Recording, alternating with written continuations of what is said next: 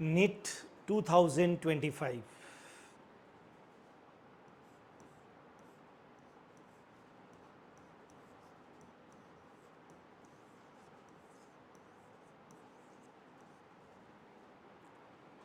कल हो गया है बच्चों, और मेरे सामने बहुत सारे बच्चों के अलग अलग चेहरे अभी घूम रहे हैं। कुछ बच्चों ने इसी साल इस नीट के एग्ज़ाम को दिया था, उनको कुछ समझ में आया नहीं पेपर कहाँ से आया, कैसे बनाया गया, इतना टफ लेवल नीट का क्यों होता है। कुछ लोगों का फर्स्ट ड्रॉप था, और कुछ ऐसे भी बच्चे थे जिन्होंने तीसरा चौथा अटेम्प्ट इस मेडिकल के लिए अपने आप को दिया था, इस नीट 2025 के लिए। तो ये अलग अलग चेहरे मेरे आंखों के सामने घूम रहे थे और मेरे से सवाल पूछ रहे थे कि इस बार का रिज़ल्ट कैसा होगा, कट ऑफ कैसा होगा। नो डाउट, एक बात तो बिल्कुल तय है कि नीट 2025 का लेवल जो पिछले 10 ईयर्स में इनफैक्ट मैं 15 ईयर्स में अगर मैं पेपर्स को देख लूँ तो उनके कंपैरिजन में इस नीट 2025 का लेवल बहुत बहुत ऊंचा था, बहुत ऊंचा था। इनफैक्ट अगर मैं जी की बात करूं तो जी मेंस से भी इसका लेवल बहुत ऊपर था।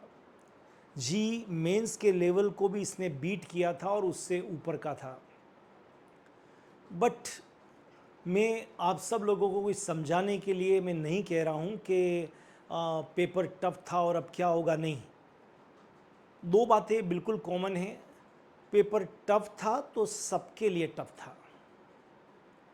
अगर कट ऑफ नीचे जाएगी तो सबके लिए नीचे जाएगी, अगर कट ऑफ ऊपर जाएगी तो सबके लिए ऊपर जाएगी। इसलिए सिमिलर कंडीशंस थी।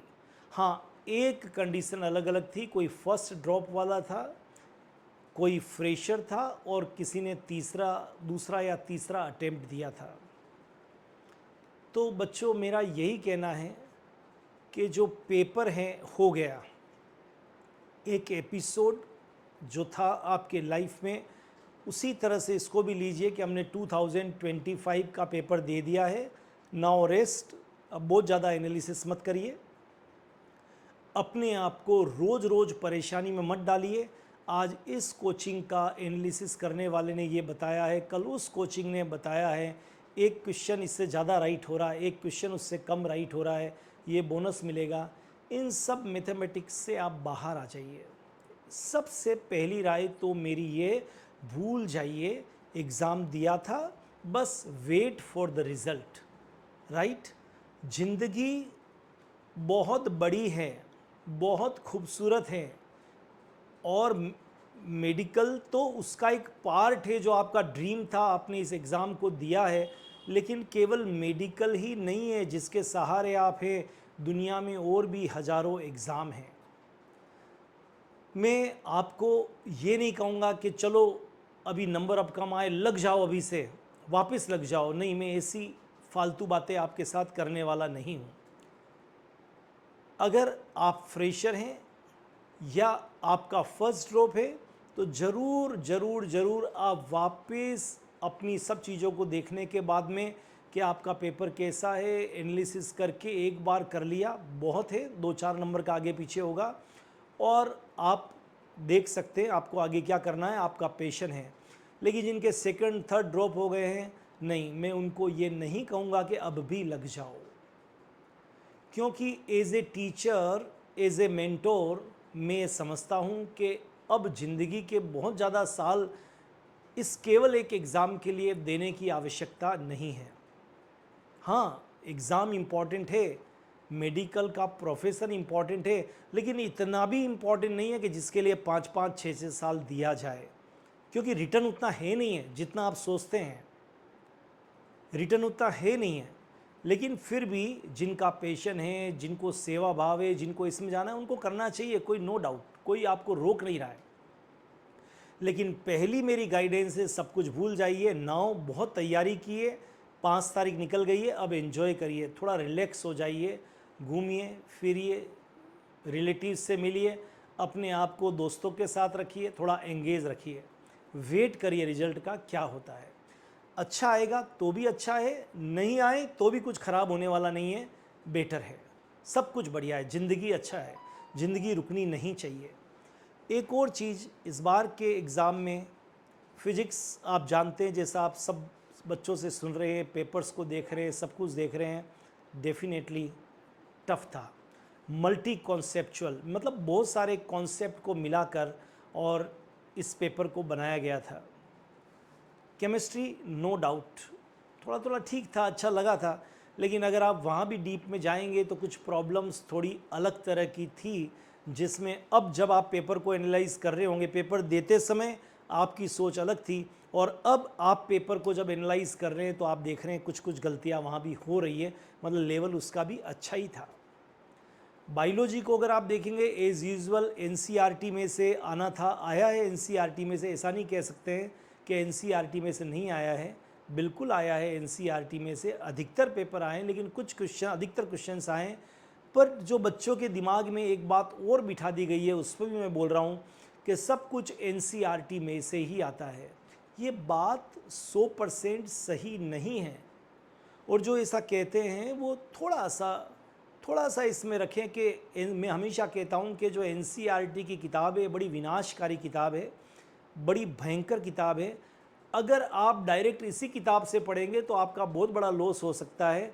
आपको इसको पढ़ने से पहले अपने कॉन्सेप्ट को क्लियर करके, सब चीज़ों को क्लियर करके फिर आप इस किताब को देखोगे तो आई थिंक आपको समझ में आएगा कि मैं क्या कहने वाला हूँ। इसलिए डिटेल स्टडी तो रिक्वायरमेंट रहती ही है। जो केवल एनसीईआरटी की जो आगे तैयारी करने वाले उनको मैं कह रहा हूँ, केवल एनसीईआरटी के भरोसे ही नहीं रहें। बहुत से लोग एनालिसिस करते हैं नीचे लाइन लगा के, देखो ये एनसीईआरटी में से आया, देखो ये एनसीईआरटी से आया, लेकिन उस मल्टी कॉन्सेप्ट क्वेश्चन को आप तभी कर सकेंगे जब आपने डीप में पढ़ाई की। तो मैं आपको कोई भी झूठा दिलासा नहीं देना चाह रहा हूँ। मेरा जो आपसे आज इस वीडियो में आपको डीमोटिवेट करने का कोई इरादा नहीं है, आपको मोटिवेट करने का ही इरादा है, आपको आगे बढ़ाने का ही इरादा है, आपको ये बताने का इरादा है कि केवल इस एग्ज़ाम के ऊपर ही केवल आप मत टिक जाइए कि ये हुआ तो सब कुछ हुआ और ये नहीं है तो ज़िंदगी में कुछ नहीं है। ऐसा कुछ नहीं है। बस एग्ज़ाम था, अभी आपने 10th का दिया था, 11th का दिया था, 12th का दिया था, वैसे ही आपने नीट का दिया, हो गया एग्ज़ाम, डेट्स ऑल बच्चों। और अब एंजॉय करिए, वेट फॉर द रिज़ल्ट, वो करना ही पड़ेगा। इक्वल कंडीशन है, कॉमन कंडीशन है, सबके लिए एक जैसी है, ठीक है। फिर जो रिज़ल्ट आएगा उस समय देखेंगे क्या करना है, कैसे आगे बढ़ना है, भविष्य में और क्या क्या अपॉर्चुनिटी है, क्या गवर्नमेंट कॉलेज मिलेंगे, क्या प्राइवेट कॉलेज मिलेंगे, सब चीज़ें एनालाइज करेंगे, बहुत सारी चीज़ें वहाँ पर होगी।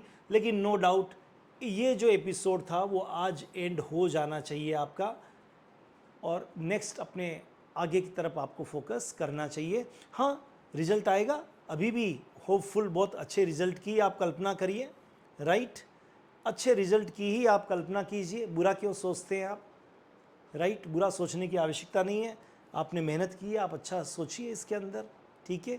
लेकिन साथ में मेरा ये भी कहना है कि जिन लोगों के परसेंटेज या बहुत कम हैं या जिन्होंने एनालाइज कर लिया है, ठीक है, थोड़ा बहुत भी एनालाइज कर पाए हों, तो वो लोग अगर देखें कि आप बहुत कम मार्क्स पर हैं तो आपको अभी से ही और डायरेक्शन और क्या क्या फ्यूचर के अंदर आप कर सकते हैं।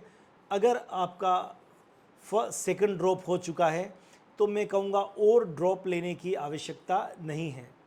आप और भी कौन कौन से जगह पर आप जा सकते हैं, किस किस डायरेक्शन में आप तैयारी कर सकते हैं, उन सब के बारे में आपको सोचना चाहिए। आगे के वीडियो में और बताऊंगा मैं कि जो बायोलॉजी के स्टूडेंट्स हैं वो और किस किस फील्ड के अंदर आगे जा सकते हैं। तो दोस्तों, मेरे प्यारे मित्रों, आपको बिल्कुल भी निराश होने की ज़रूरत नहीं है अगर आपका स्कोर कहीं कम हो रहा है। नहीं, आपने अपना मेहनत की, आपने अपना काम किया। फॉर्चुनेटली और अनफॉर्चुनेटली ये पेपर थोड़ा अलग तरह से आ गया। पिछले, मैं फिर कह रहा हूँ, 40 साल पढ़ाते हुए हो गए, पिछले 15 साल में ऐसा पेपर मैंने नहीं देखा ऑनेस्टली। इतना टफ, इतना लॉजिकल, इतना मल्टी कॉन्सेप्ट वाला, स्पेशली हम चलें तो फिज़िक्स, फिर केमिस्ट्री और फिर बायोलॉजी, राइट। बायोलॉजी में भी कुछ क्वेश्चंस बहुत हटके थे जिनको अब एक्सपेक्ट नहीं कर रहे थे, ऐसे क्वेश्चन भी थे कुछ, राइट। आउट ऑफ जो भी टोटल क्वेश्चंस आपके 90 क्वेश्चंस थे उसके अंदर से। तो मेरा यही कहना है कि अब इस पेपर का एनालिसिस आप बंद करिए, बहुत एनालिसिस हो गया, बहुत सारे वीडियो आ गए, बहुत सारे टीचर्स ने कह दिया, वापस मोटिवेट करने वाला साउंड भी चालू कर दिया, चलो बच्चों छोड़ो, आगे बढ़ो, वापस तैयारी करो। अपना देखो, सोचो, पेरेंट्स के साथ बैठो, अच्छे काउंसलर से मिलो, खुद भी सोचो कि लाइफ में नीट का एग्ज़ाम तो है ही है, नेक्स्ट ईयर फिर दूंगा, लेकिन अभी से इसके साथ साथ और भी मैं क्या कर सकता हूँ और क्या क्या डायरेक्शन में मैं जा सकता हूँ। इतनी बड़ी दुनिया है, केवल सभी लोग डॉक्टर नहीं होते हैं। सभी लोग डॉक्टर बन जाए तो क्या चाहिए? जितने बच्चे इस एग्ज़ाम में बैठे थे वो सब तो डॉक्टर नहीं बनेंगे, राइट। कुछ 1.5 लाख के करीबी गवर्नमेंट प्राइवेट सब में मिल के जाएंगे, तो फिर जो बचे हुए लाखों बच्चे हैं वो भी तो कुछ और करेंगे। आप भी कर सकते हैं, बस एक अच्छा सा ब्राइट आप देखिए, एक लाइन का सिलेक्शन करिए कि और आप कहाँ कहाँ जा सकते हैं। तो बच्चों, आप सबको आपके नीट 2025 के अच्छे रिज़ल्ट आ जाए आपके पक्ष में, उसके लिए मैं बहुत बहुत शुभकामनाएं देता हूं। लेकिन नहीं आए तो भी मैं आपको शुभकामनाएं देता हूं, लेकिन मैं इतना ज़रूर कहूँगा कि अब आप पेपर के एनालिसिस से बेटर है कि बहुत एंजॉय करिए, थोड़े दिन रिलैक्स रहिए और फिर देखिए कि आप और क्या क्या कर सकते हैं, राइट। तो नेक्स्ट वीडियो में हम फिर मिलेंगे, जिसमें देखेंगे कि बायोलॉजी वाले बच्चे और क्या क्या कर सकते हैं, मेडिकल के अलावा और क्या क्या क्षेत्र है जहाँ पर वो जा सकते हैं। All the best, have a great time.